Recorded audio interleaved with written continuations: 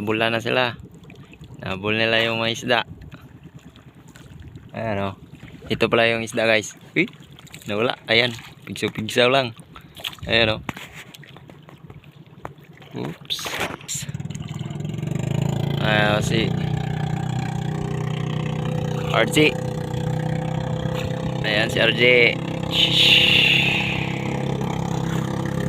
Habulin niya yung isda. Dito lang pala yung isda guys. Hindi masyadong makita. Ayan, lalapitan na ni RJ.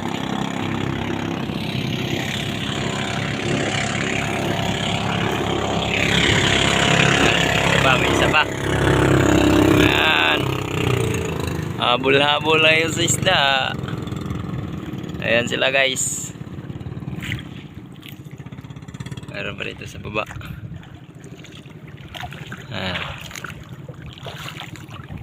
Kumamaya na ako guys. Hintay ko pa yung aking body. Magbahan kami. Bahan or tapsay kung tawagin. Kung nakarating yung aking body, nasaan na kaya yun? Pero yung ibang isda guys, nandun na papunta.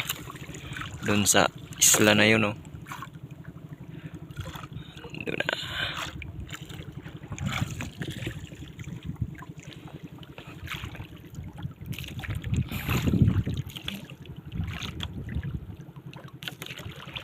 Tagal ng aking body. Partner sa pagbahan. Di pa nakarating. Tutuloy ba kaya yun sa pagpunta dito?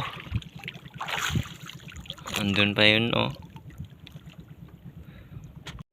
So guys, uwi na kami guys. Iyan lang yung huli namin guys oh. Hindi ko na naipakita yung pag-ano namin kanina guys kasi walang tagahawak ng cellphone. Baka mahulog. Ayan, yan yung huli namin guys. Ito yung ginamit namin na pamain. Ito yung gamit namin guys. Ayan. Ayan yung pamain namin guys oh. Yan yung pamain namin. Kinalawang na yung iba.